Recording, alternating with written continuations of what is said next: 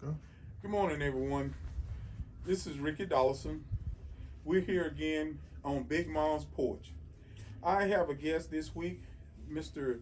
Terry Durham. Terry is from all the way from Missouri. He blessed us with his presence, and he's from River Hills Harvest, an elderberry producer, farmer, grower. He does it all. And Terry introduced me to elderberry in a big way. He became my mentor, and he just came to check on me, and he's helping Dollison Farms become a large elderberry producer. Glad to have you. Well, thank you for having me down here because I love Georgia, and the more time I spend down here, the more I want to come back and see this place because I think it's got incredible potential for elderberry. Thank you. You've been showing me around to some of your ground today and these great wild elderberries that you have, and I am excited about getting them in the ground here on your farm because I want to bring more wealth and health to this community because all our rural communities are hurting, and we need to bring more wealth to them by new crops, new things that we can grow. And I think elderberry is going to be perfect around here. Terry, for people that don't know, what is elderberry, and what do they do to the body? What properties do they have to help us? Well, elderberry's been used for medicine for thousands of years. Wow. Even Hippocrates wrote an entire book on elderberry, and he's the one that gave it that name, the medicine chest of the people, because it would heal so many different things in the body. Wow. It's a really strong anti-inflammatory, so it reduces inflammation in your body, and we are all getting inflammation from just life and things. And when you reduce the inflammation, it's your body is able to heal itself and be better. And then it's really a strong antiviral, and it will just knock out almost any virus that comes along. It will help protect you from it. It Wow. binds on those cells and plugs up the places where they would attach, and so it prevents almost all viruses from affecting humans. Well, And then Terry, when I was a little boy, the elders would tell us not to eat the little berries. They would make you sick, or they would kill you. Was that a myth? Or can you eat them, or you can just change them to another product and they won't make you sick? this is the question that we get all the time, and the University of Missouri has done really great research to show us about that. One of the problems is the elderberry grows on every continent, all over the world. And most of the other places the elderberry grow, there's this precursor of cyanide in them. It's just in the juice, it's in the plant, and when we take it, it can really make you have an upset stomach and not feel good. But the nice thing is that now we know that the American elderberry doesn't have that ability where that precursor that causes it to move into cyanide. So we don't have to worry about that with American elderberry. But all the literature, everything you read is mostly about the European elderberry, and it has to be processed. You got to heat it up hot to get that chemical out of it so that it doesn't affect us. Okay. You were saying European elderberry, American elderberry. How does the U.S. grow a lot of elderberry, Terry? No, we don't grow very much elderberry here at all. We started about 20 years ago. We started that elderberry improvement program where we started to select some of the native elderberries that we could grow here in the United States commercially. It had really never been done, and all that we were using for that you would see in the stores was sourced from Europe. Okay. And still to this day, 95% of the things you see in the health food stores or in your grocery store are sourced from berries that are grown in Europe, and mostly in Eastern Europe and Hungary, in that area. So we like the American elderberry. We knew it grew really well here. We had tried to grow some of the European elders. They didn't really grow well for us in the Midwest. They generally died. Wow. So they got some kind of a bacteria or something from the soil that they weren't vigorous. After a couple of years, they would die.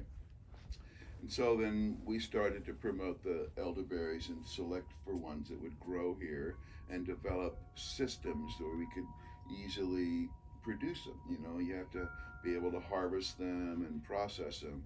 And so we figured all that out with the university, and now we have the steps so that you can grow elderberries and sell them or process them yourself and add value to your farm. Um, Terry, I'm the president of Ag First Community Cooperative, and we have several small producers. You visited one over in Jacksonville, Georgia, Miss Sharon Clark, and we have others that's considering growing elderberries.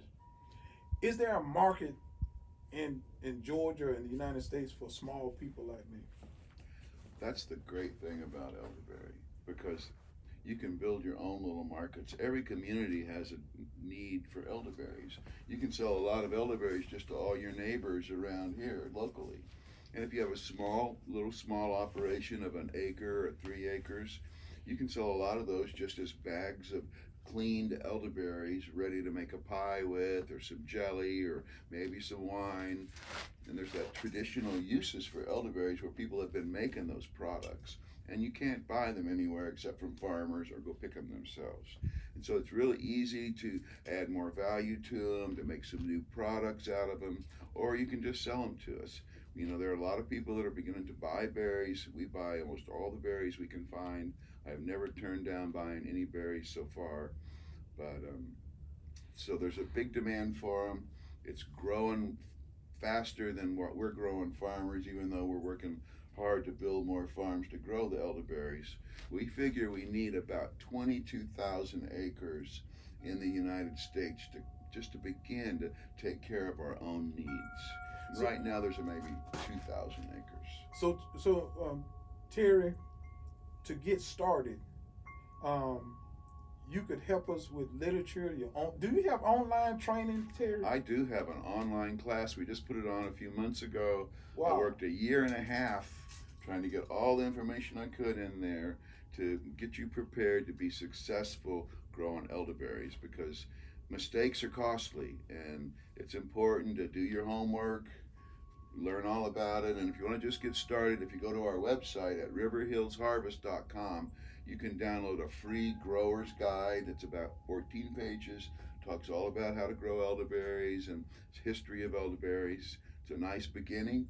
And then from there, there are a bunch of other links you can go to from our website to get more education. And then when you really want to start growing, we like you to take that class, get ready by studying up, don't make as many mistakes, and be successful.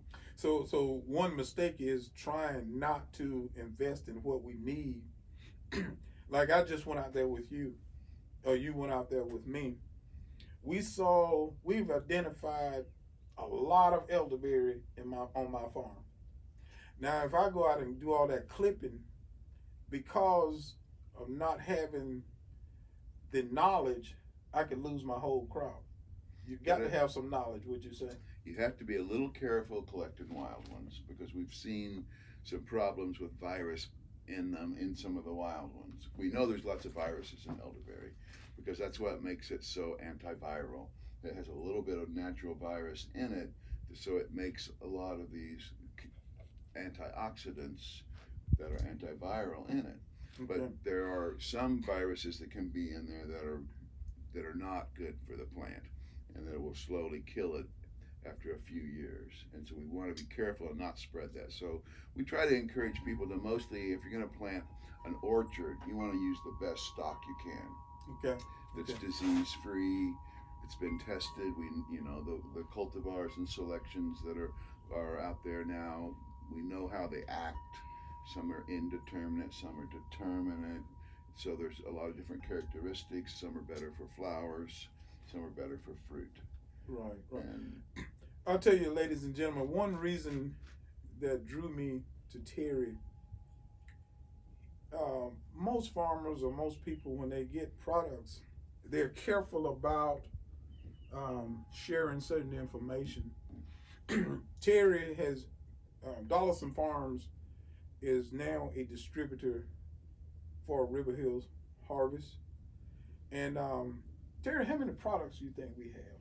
You notice I said we, Terry, because we have about 10 or 12 different products that we sell. We have the pure elderberry juice. Right. Then we have a honey sweetened elderberry juice. Then we have our delicious elderberry jelly, which is my grandma's recipe that we still make, which that's kind of what got me into this earlier on. Then we make lemonade, elderberry lemonade, which I know is one of your favorite ones. I love it. Yeah. Then we have freeze-dried elderberries, freeze-dried elderflowers. We have fun kits you can buy that you get the freeze-dried berries and some herbs, and you can make your own bottles of syrup or shrub or cordial out of that package. And then we also have subscription services for people that want the very best deal from us, that they subscribe for every month, and we give them a really good deal. And they're not out of elderberry juice at any time. Ladies and gentlemen, he left out one thing. I was at the warehouse, and Terry just let me open boxes and look everywhere. I'm just walking and look. He had elderberry gummies. Terry, we still got the gummies? We have the elderberry gummy kits. Now those are, we work with farmers all over, and when they come up with a really good product and it's proven and they can do it in a quantity where we can put it on our marketplace, that we'll sell that for them. And the gummies are from Fat Stone Farm in Connecticut, and they are delicious. And you make them yourself, so it's an adventure to make something with your kids. They learn something, and then they're going to want to eat that nice healthy gummy because they help make it. And those are really nice. And I don't think I mentioned the honey, and you're really big on that elderberry honey too. I am.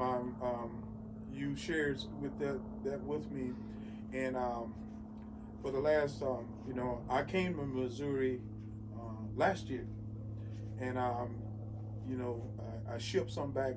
Well, put it in my luggage and brought it back.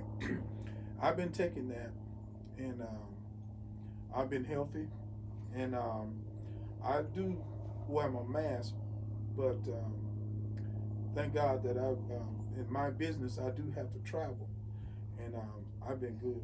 You just want to drink some of that elderberry juice in the morning and do some at night, and it'll protect you.